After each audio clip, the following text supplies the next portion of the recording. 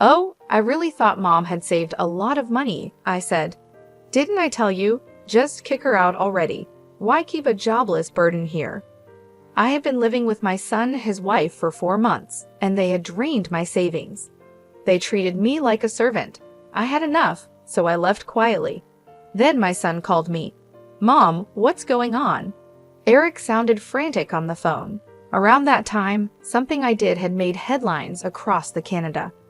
I'm Olivia, and I am 65 years old. I had been living in Italy for several years, but my health got worse, so I came back to the States.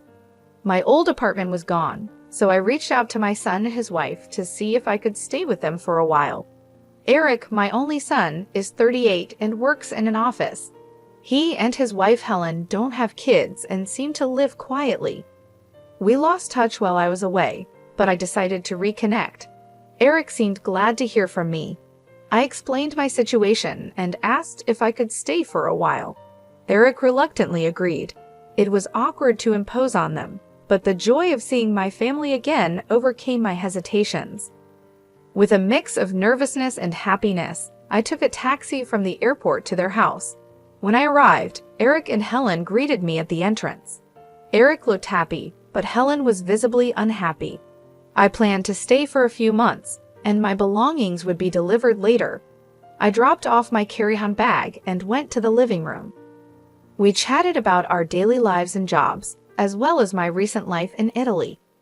When Eric asked why I had moved to Italy, I just said, I'm getting old and wanted to enjoy the Italian countryside. Eric laughed, but Helen remained unhappy. Then we discussed my health issues. I've been having severe dizziness and was told it might be Meniere's disease. When a seizure occurs, people may be unable to stand because their surroundings are spinning and they may feel nauseous. I feel insecure living alone, so I wanted to stay with them until my condition stabilizes. I went back to the entrance to grab my things from my carry-on. As I was organizing my stuff in the hallway, I overheard Eric and Helen talking. Eric, are you serious about letting Olivia stay? I don't want to live with an old woman. Come on, she's my mom. You also work part-time, so you won't always be around. Yeah, but what about our days off? How long is she planning to stay? I want her gone. Don't talk like that. Mom will leave eventually. We can discuss finances tomorrow. Just keep it down, she might hear you. She can't hear us. Old age doesn't bring sharp ears for insults. There I was, eavesdropping on their conversation in the cold hallway. I felt bad for imposing on Eric and his wife so suddenly. I'm sure it's a big inconvenience for them, but I'm really happy to be spending time with Eric and his wife after all these years apart. When Eric was young, I raised him as a single mom after losing my husband. We didn't have much, and Eric had his share of hardships dealing with illness and all. This isn't making up for that, but I wanted to come here to share my apologies and gratitude. That's why I came to this house. It's a shame I'm not welcomed, but they've got their own lives to live. I went to the guest room they gave me, trying to calm my anxious heart. The next morning, Eric left for work, and it was just Helen and me. While I was doing some crafting in the living room, Helen stood before me. Hey Olivia, can you not make such a mess? I looked around and noticed fabric scraps and threads scattered about. Oh, I'm sorry. I'll clean it up. Do you know what this is? I showed her the small pouch I was sewing. It had a little green turtle design on it. This is a turtle pouch. I love turtles, so I make little turtle-themed crafts. It even has a zipper on its shell too. That's nice, but Olivia, you can't just hang around here all day. Helen cut me off, clearly uninterested. At least go somewhere else when I'm off from my part-time job. You're in the way. But I get dizzy if I go outside too much.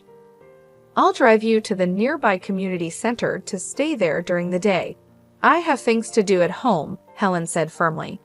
Also, help with the chores while you're here. It's the least you can do since we're letting you stay.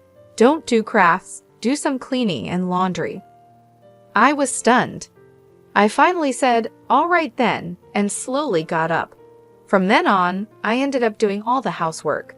Even though I was dizzy and sore, I took on the chores. Helen and Eric treated me like a housekeeper. Helen seemed addicted to social media, always on her phone. It looked like she hadn't been keeping up with the housework before I came. That night, Eric came home and asked, "Mom, did you bring your bank card?" He smiled as he talked to me. "I don't mind you living with us, but life costs money. Could you chip in?" I looked at Eric over my reading glasses, nodded, and stood up. I pulled the bank card from my handmade pouch and handed it to him. He checked it quickly, and his face tightened. "Wait, Mom, is this all you have saved? Any other accounts?" "That's all I have. I don't need much at my age. No chronic illnesses or anything," I said, smiling. As the conversation continued, Eric's expression darkened. "Man, this is not enough money, not even $20,000. You said you were living large abroad, so I assumed." Eric kept pestering me, asking if I had any more money. When I said no, he sighed and slumped his shoulders. "Fine, I'll hang on to this cash for now. I'm doing you a favor letting you live here, so this is the least you could do." After getting my account password, Eric grabbed my bank and debit cards and left the room. That night, lying in bed, I could hear Eric through the wall that separated our rooms. "Oh, this is a letdown. I totally thought Mom was loaded. Our household is actually in the red. Shouldn't have said she could stay. See, I told you. Kick her out already. That jobless moocher brings us no benefits whatsoever." The two of them seemed confident I couldn't hear, talking freely in the next room. Or maybe they wanted me to hear them. In my cold bed, I held back tears of loneliness and sorrow. The next day, Helen had a day off, so she drove me to the local community center. I opened my cargo bag to continue my handiwork in the lounge area, but realized I had left the essential fabric at home. I hesitated but couldn't ask Helen to go back and get it. Fortunately, my dizziness was under control today.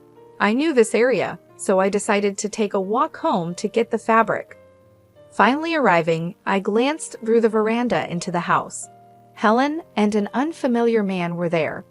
At first, I thought he was a visitor, but they seemed intimately close. I hesitated outside for a while, then turned back without entering the house. So that's why they wanted me out, so I wouldn't interrupt the affair. Back at the community center, I kept thinking about Helen and that man and decided to call someone for advice. From then on, I avoided bringing up the man and continued interacting with Eric and his wife. However, whenever I left the house, I would conspicuously place a red turtle pouch at the edge of the living room side table. 4 months had passed since I started staying with Eric's family. By this point, I had essentially become the household maid. When I was at home, I had to do endless chores, and when Helen was home, I was relegated to the community center. My savings had mostly been drained by Eric, a man with a gambling addiction who spent most of his free time on lotteries and slots. It seemed his fixation on money stemmed from the financial hardships he suffered as a child.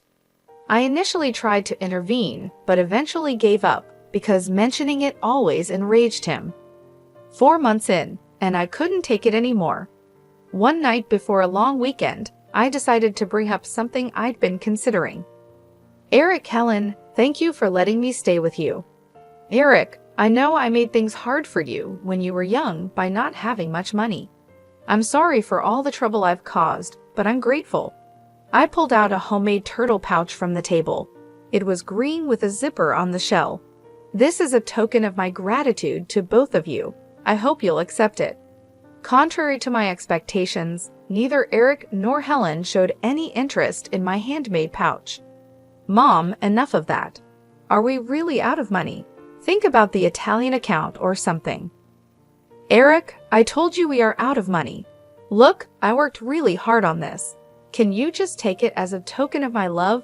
Remember how happy you were when you were little, and I would fill the shell with candy and some pocket money." Eric started to get increasingly irritated. "I'm not a kid anymore. I'm not happy receiving something like this. Olivia, how much longer are you planning to mooch off us? Honestly, it's annoying."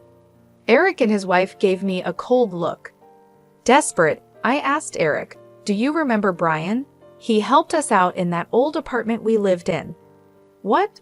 I don't remember. Stop bringing up old stories. Are we done?" Eric said, looking annoyed. I was stunned into silence. I clenched the turtle pouch in my hand and felt the texture of the paper inside. The next day, Eric and his wife went on vacation, leaving me behind. After our conversation yesterday, I decided to leave the house. I quickly packed my bags and arranged to send them to my home in Italy.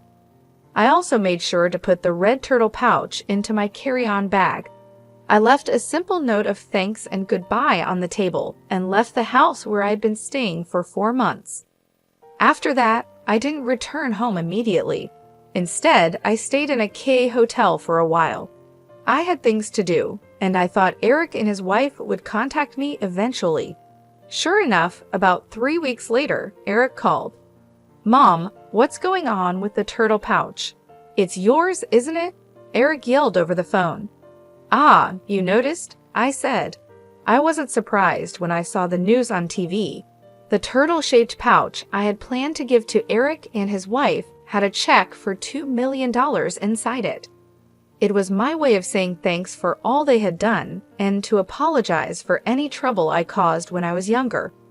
Some might find it shallow to atone with money, but I had dreamed of the day I could give it to them, saving up bit by bit over 39 years. I had found out Eric was in debt. He had tried to pay off gambling debts with more gambling, only to sink deeper. Even with a steady job, he was struggling. I wanted him to clear his debts and live peacefully, but they refused my gesture. They had forgotten the kindness they once showed me. So I decided to divide the $1 million check into smaller sums and donate it to charities and welfare organizations across Canada. I placed the donations in that handmade turtle pouch and sent it anonymously. The turtle pouch became a sensation, making headlines and trending on social media. Helen saw it on social media. "Isn't that the turtle pouch Mom made? So that means you were going to give us one filled with money too." "Yes, exactly. That was my way of saying thank you and sorry. I had been crafting both the pouch and saving the money to give to you." "Well, you could have said that. We would have taken it if you didn't want my feelings. Then you don't need my money either." Eric was yelling on the phone, completely unhinged. "It's my money. How dare you deceive me? Give it back." I couldn't listen anymore and pulled the phone away from my ear. After a moment, I spoke. "All right, calm down. You're giving me a headache. There's one more turtle, and if you really want it, it's yours." Eric finally settled down and reiterated his desire for the turtle. We agreed to meet later at a cafe. On that day, I took the last red turtle in an envelope to our meeting spot. Eric and his wife were already there and demanded the money before I even sat down. When I silently pulled out the red turtle, Eric snatched it immediately and unzipped its shell. Inside was not a check but a small electronic device. "What the heck is this?" Eric said, confused. He fiddled with the device and found a tiny button. He pressed it, and a voice began to play. Helen, standing next to Eric, immediately changed color. It was Helen's voice talking warmly with another man that wasn't Eric. "What is this? Why? What's happening?" Helen seemed to finally realize it was a recording of her having an affair. She tried to snatch the recorder from Eric's hand, but Eric didn't let go. While they grappled, I opened the envelope I brought and laid out several pictures on the table. These were photos of Helen cheating with another man at home. Faced with irrefutable evidence, Helen was flustered and kept saying, "Why? Why?" Eric picked up the photos one by one, examining them intently. "Since I came to your house, something seemed off. A friend told me I could hire someone to find out and even offered to cover the costs." "What's your problem? Why would you do this?" "Well, you're my son's wife. It's sad to think family is deceiving each other. You'll understand when you're older. I guess fate brought me here to discover your infidelity." "Helen, have you been lying to me all along? Since when?" "Eric, you've got your own secrets too. If you're blaming her for cheating, you need to fess up as well. What? I've never cheated. What about your debt? Eric fell silent, and now it was Helen's turn to speak. What about you wasting all your money on gambling? I only use the money I earn, and you have your part-time job, so you should have some money. Listening to their squabble, I sighed. This couple had somehow managed to keep it together until now. Neither of you has any money. Eric, you're $50,000 in debt. Helen, you've been giving all your earnings to your affair partner. I had the investigator check your finances too, I said. Both Eric and Helen were shocked and started shouting at each other. I was floored when I first heard the investigation results. This couple was on the brink of bankruptcy. Look, we can pay back the debt if we get Mom's money. So give it to us now. I donated all the money. The only thing left is this red turtle figurine. You blew through my savings on gambling, remember? You're kidding me. All of it? Enraged, Eric lunged at me across the table. Other customers started to pay attention, and the staff hurried over. The $2 million is mine. It was supposed to be mine. Give it back. Soon, the police had to be called to restrain Eric.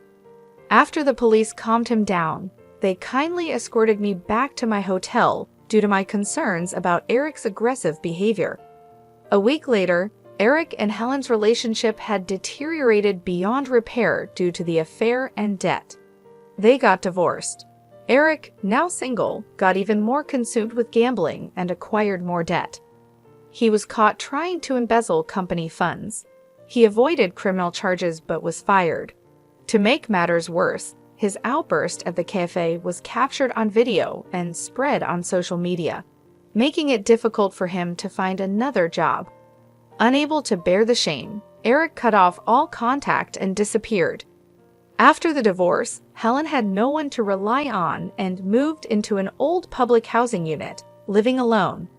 Just before I could make a donation for the turtle rescue, my online post mocking my own turtle went viral. Helen started facing harassment and stalking, which eventually spread to her part-time job and got her fired. Even the man she was having an affair with grew tired of her and left. Now, without any income, she's living on temporary assistance for needy families. After that, I returned to my home in Italy. Once I finished unpacking in my apartment, I changed into a dress with practiced ease. As I was reviewing some work documents, I heard a noise at the entrance. It seemed Brian, my cohabitant, had returned home. Hey, Madam President, welcome back. How was your trip to Canadian after so long? Brian came over with a smile, setting down his coat and bags. Brian is 69 years old. He was a resident in the same apartment complex where my son Eric and I lived years ago. I was struggling with poverty, having lost my husband and caring for a young asthmatic Eric. We had no utilities and no one to turn to. I was desperate and considered ending it all. It was Brian and his wife, our upstairs neighbors, who saved us. They were our lifeline. Please call me Olivia. I'm back, and look, I brought so many souvenirs. Wow, all my favorites. Thanks. I'll take some to the storytelling event at the community center tomorrow, Brian said, examining each of the piled-up souvenirs on the table, his face beaming. After we got back on our feet, Brian and his wife moved away for work. Years later, we bumped into each other in the city, and I began helping with a support program for the needy that Brian had founded. By then, Brian's wife had passed away, and we started working together as business and life partners. I've been leading the organization since Brian retired a few years ago. What started as a small operation by Brian and his wife has grown into a large-scale international organization over the past 32 years. Currently, we're focusing on supporting single moms in raising their children. We moved to Italy a few years ago to study their advanced support systems. Although we have become quite well known in Italy, we're still not widely recognized in Canadian. I plan to expand our activities there soon and wanted to spend time with Eric and his family as just a mom before they found out about my work. In the end, I couldn't get them to understand how I felt, but that's their choice. Even if it was for a brief moment, I was happy to spend time as a family. I am now 65 years old, but it's just 65. There's still much I want and need to do. I straightened my back in my dress and began thinking about my international speech for tomorrow.